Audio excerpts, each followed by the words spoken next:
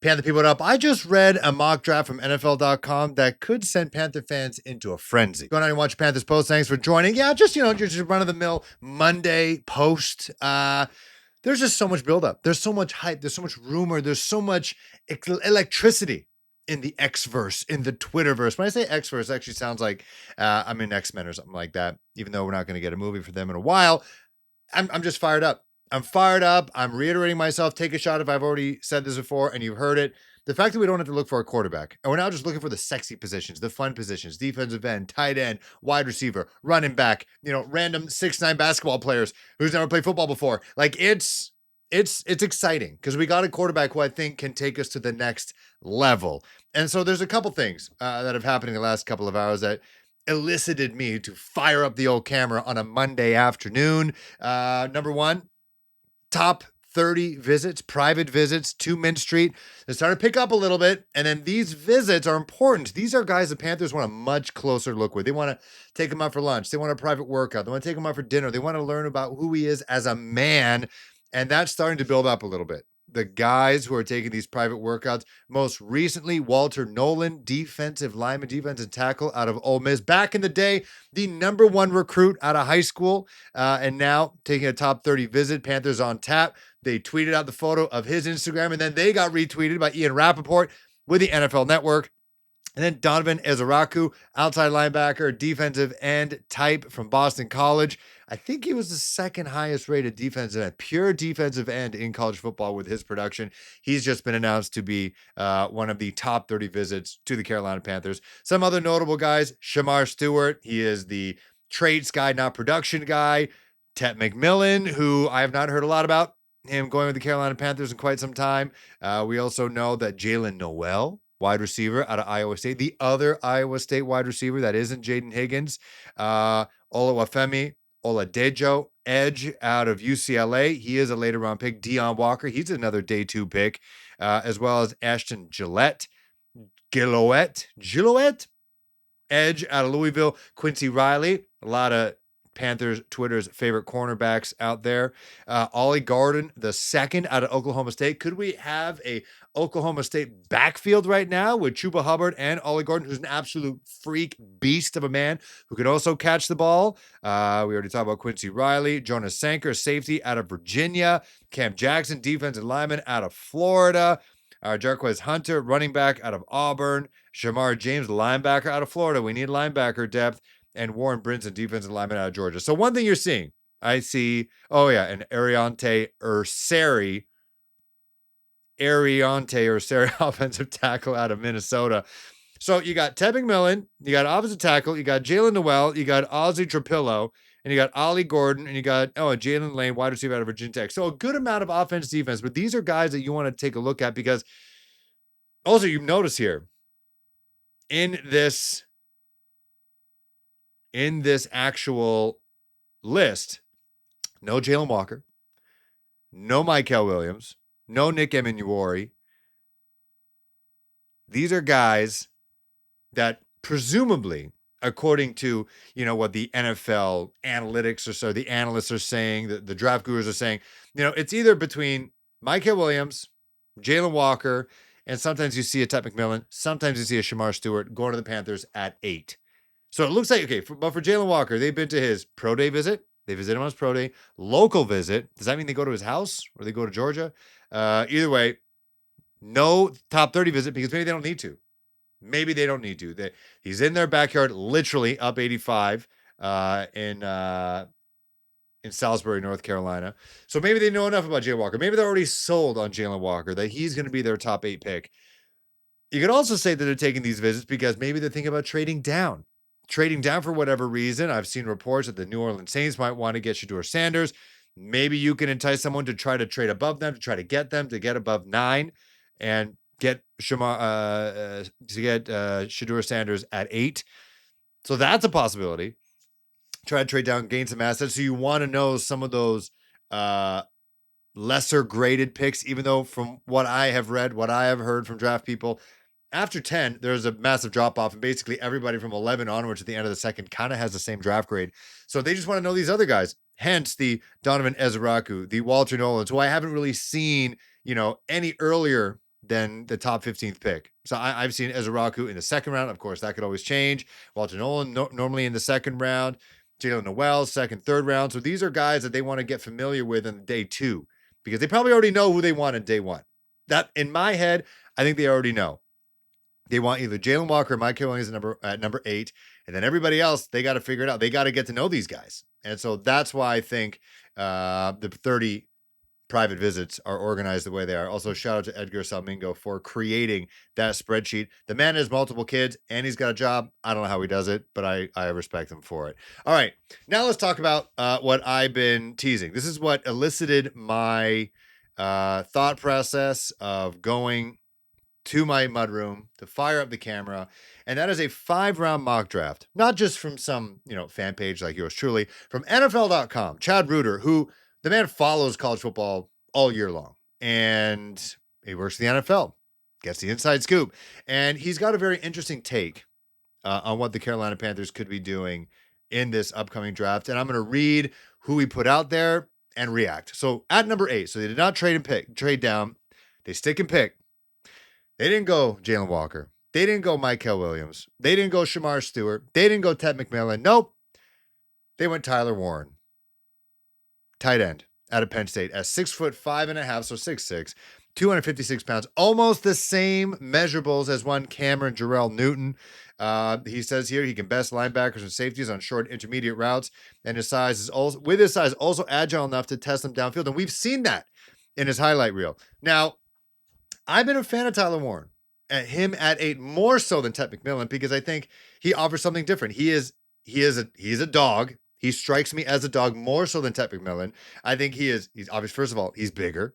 He's more aggressive before the catch, during the catch, after the catch. And I think we need that. I think he adds a little bit to that culture that the Panthers want to build as well. Coming from a winning program in Penn State, coming from a tough division, a tough conference in the Big Ten, I think it makes sense. But now, again, I'm saying this on Monday, April the 7th, the Panthers may have already made this mock draft obsolete as I'm reading it right now.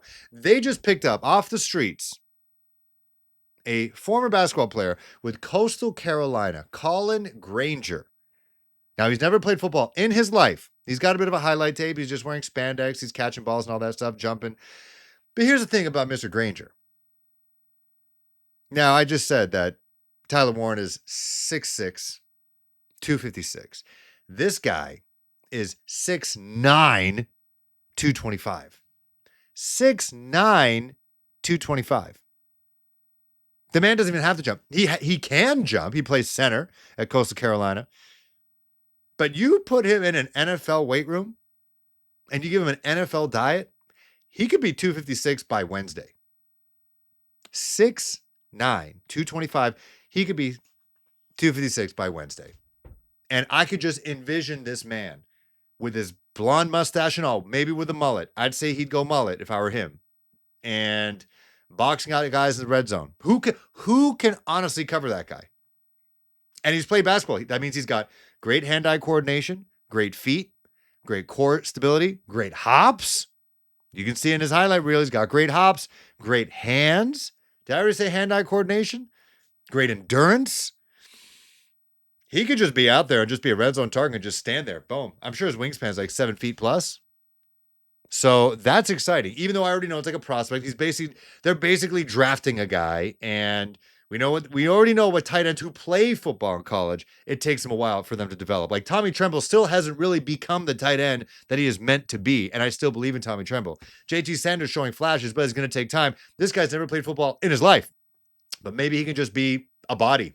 He can be out there. I don't see him blocking. I don't see him getting low. Low man always wins in football. I don't see that happening. But that's just a very interesting pick. So Tyler Warren at 8 in this mock draft, that might not work out. Not saying a guy who's never played football is going to supersede and is a better prospect than Tyler Warren, but maybe they have their priorities elsewhere. A la what I said before, I think it's going to be Jalen Walker in the end, or Mykel Williams, but more likely Jalen Walker. All right, now we have to wait a marathon to get to 57. That's the only reason why I see the Panthers either trading down from 8 to try to get more picks, try to get an earlier second round pick to try to get more dudes throw more darts at the board, or they have 3 5th-round picks, try to package some of those to try to move up in the second round. So for the 57th overall pick, the Panthers take Kevin Winston Jr., another Penn State guy, so they double dip with the Nittany Lions. He's a safety. He's coming off an ACL injury. He is a short tackler, one of the best tacklers in the NCAA. So I think that's key because right now it's just Trayvon Merrick on the team, and Damani Richardson. They need to add a safety to this team. And again, winning pedigree, blue chip franchise in terms of university. I think that just makes sense. Now, still no wide receivers yet. We got Tyler Warren, who kind of checks that box there, but no guys who could take the top off the defense, if you will. Now, you also may be saying to yourself, okay, well, you got Tyler Warren, you got a safety, haven't really added more edges, like literally nothing, just all in free agency. And are we really saying that Patrick Jones, a second or third, is going to be the guy, the future? Well, they got a guy, again, from a winning program, from the Big Ten. He is a high motor guy, wink, wink, Jack Sawyer, who obviously had that massive moment. Like, you can literally end his career at that moment with the strip sack fumble recovery of Quinn Ewers in the college football playoff, and his sick return for the fumble for the 6. And that's a beautiful career. That is a Hall of Fame career right there, at least in college. But Jack Sawyer on the team, I think it makes sense. Again, high motor guy, functional guy, efficient guy, big dude, winning pedigree. Again, they're trying to build that culture, right? Dave Canales, he is Mr. Optimistic. He is like, a youth Christian coach. You want someone who is going to buy into the culture. And Jack Sawyer looks like a guy who will hold people accountable. Now, it doesn't make complete sense because at the pick right after that at 75, Fadil Diggs, edge out of Syracuse, is picked up by the Niners. And Fadil Diggs has been someone who's been talked about with the Panthers during the Senior Bowl and all that stuff. So, I think Jack Sawyer makes sense. I don't think he's had any visits or there hasn't been really any indication that the Panthers have met with him, but they have met with Fadil Diggs. So I think that in reality would have been the pick instead of Jack Sawyer, even though I am a fan of that Jack Sawyer pick. All right, at round 4, Panthers take a cornerback, Bial Kone out of Western Michigan. I don't know anything about him, so I'm going to move on. At 114, which we actually have. The Bears don't have this pick. We weren't fleeced that bad. You can't even use the word fleece anymore. But we do have the 114th pick, and it's our own. And that's Alec Ayomanor, Canadian. I think he's from Alberta. Wide receiver out of Stanford. I like this guy. This is another culture guy. So you got from Stanford. So Tyler Warren, badass. Been compared to George Kittle, which you want. That's a good comparison. You want a George Kittle. Sam Laporta, I'm also a fan of, if you want to compare tight ends. But you want a dog. You want a guy who's a willing blocker, who's going to give you everything. And Ayomanor is that guy. Not only he's got speed, but he's got tenacity and toughness as well.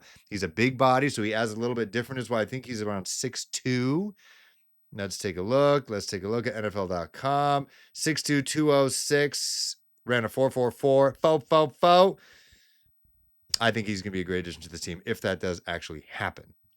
But I like him a lot. I've seen him available in the second round. He doesn't really last that much longer. But if he is there in the 4th round, you pick his ass up. All right, this is the 5th round. This is the money round because they have 3 picks in the 5th round. Carolina Panthers from the New York Giants pick up Junior Tafuna, defensive tackle out of Utah. Another Polynesian guy out of Utah. I'll take it. We need to get that depth in the defensive tackle position. This is all just depth pieces now. They also pick up offensive tackle Jalen Travis out of Iowa State. And then right after that, they get Kyle Williams out of Washington State. Wide receiver, senior. The apple of many tape heads' eyes. This gentleman right here. Kyle Williams, I think for some people at 5'11", 190 pounds, running a 4.40, to a lot of people, including Chris Sims, say what you want about him, he is like the top wide receiver or like top 2 wide receiver prospect in this draft. I don't see him lasting to pick 5, to round 5. I just don't see it happening. But if the Panthers somehow walk away with Tyler Warren, this Kyle Williams guy, and this Aya Minor guy out of Stanford, and you got Xavier Lee getting his second year, all healed up, and you got Coker, and you got Adam Thielen, who's maybe in his last year as a pro ever, and you got Rico Dowdle, and you got Chuba Hubbard, and in my opinion, they don't go to 6 and 7, but I would draft a running back in round 6 or 7. Etienne's brother, normally around 6 or 7, I'd get him. There's a couple dudes, Donovan Edwards, I think, the running back out of Michigan. I would do all those things. I think that'd be a pretty damn good draft. And you got Jack Sawyer on the edge, to fulfill the edge heads out there. I would feel really good about that. I would feel really, really good. Now, just for shits and giggles, let's see what round 1 looked like before the Panthers picked. Okay, see, Jalen Walker didn't even get picked. So Jalen Walker, I think, went right after to the New Orleans Saints. So let's say you don't get Tyler Warren. You get Jalen Walker instead. And then now you got Jalen Walker on one side. You got Buddy from Ohio State. Sorry, again, Monday. Jack Sawyer on the other side. And then you got the Ayo Minor guy to be a new wide receiver injection into that locker room. And you got Williams out of Washington State. I think that's like an A+ draft. You got Jalen Walker, and then you got Ayo Minor, and then you got Williams, and then you also got Jack Sawyer, and then you got depth pieces all over the place. And then in round 6 or 7, you get a running back, and then maybe another. Oh, they also got Winston Jr., safety out of Penn State.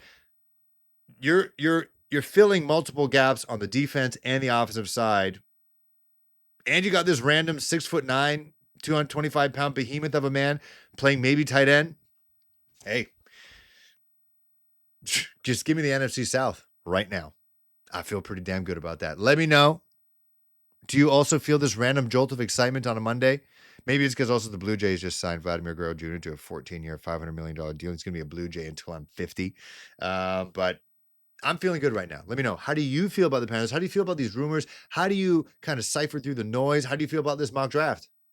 Do you like it? Do you not like it? Would you take Tyler Warren at number 8, or are you still club Jalen Walker like yours truly? See you guys soon. Regularly scheduled programming. Members get early access on Thursday. Everyone else on Friday. We're going to be previewing the defensive end class. See you guys soon.